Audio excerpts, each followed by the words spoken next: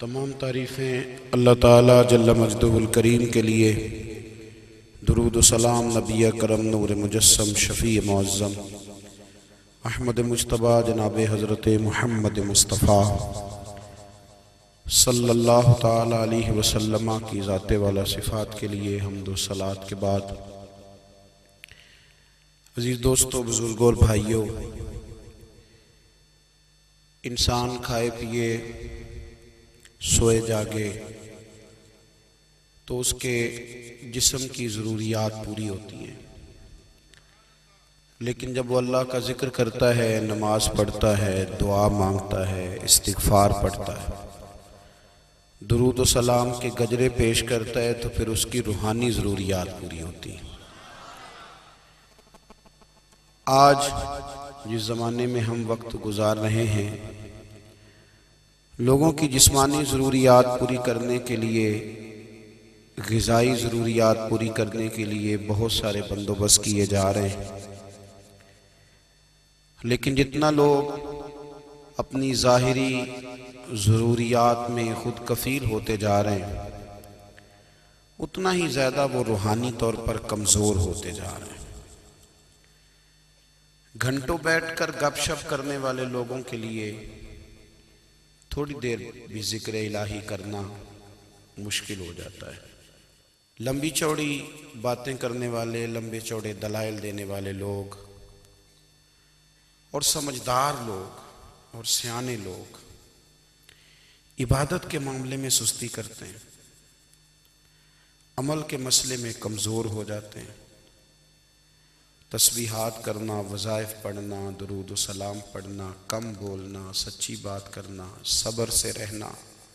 شکر کو اپنانا، قناعت اختیار کرنا، حسد، بغض، عداوت سے بچنا، یہ لوگوں کے لیے مشکل ہو جاتا ہے۔ پھر اس کا نقصان یہ ہے کہ معاشرہ ایک عجیب سی بے سکونی اور بے قراری کا شکار ہے۔ جیب میں بہت زیادہ پیسے رکھنے والا، خوش شکل نظر آنے والا، پیٹ بھر کے روٹی کھانے والا شخص بھی ڈھونڈتا پھرتا ہے کہ آخر میں پریشان ہوں کیوں۔ آپ انسانیت کی تاریخ پڑھیں گے تو آپ کو معلوم ہوگا کہ انسان نے کبھی پتھر کی پوجا کی، کبھی معاذ اللہ چاند سورج کی، درختوں کی، بتوں کی پوجا کی۔ معاذ اللہ یہ غلط ڈائریکشن پہ تو چڑھ گیا، لیکن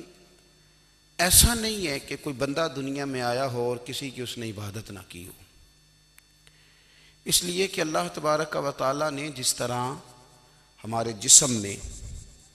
کھانے کی طلب رکھی ہے، پینے کی طلب رکھی ہے، سونے کی طلب رکھی ہے، اسی طرح اللہ تعالیٰ نے عبادت کے لیے طلب رکھی ہے جسم میں۔ یہ تو ہوا کہ انسان گمراہ ہو گیا، غلط رستوں پہ چل نکلا، اس نے جھوٹے معبودوں کی طرف معاذ اللہ توجہ کر لی، لیکن وہ کسی نہ کسی کے سامنے جھکتا رہا، چونکہ اس کے وجود میں طلب تھی، شوق تھا اسے کہ وہ عبادت کرے۔ اللہ تبارک و تعالی جب مسلمان کو توفیق دے اور اللہ کی بارگاہ کی جانب وہ رجوع کرے، تو پھر اس کا رویہ یہ ہونا چاہیے کہ اس کی توجہ ہو اللہ کی جانب۔ ہمارے ہاں تسبیحات پڑھ لی جاتی ہیں اگر کبھی موقع ملے، لیکن وہ خاص انہماک، وہ خاص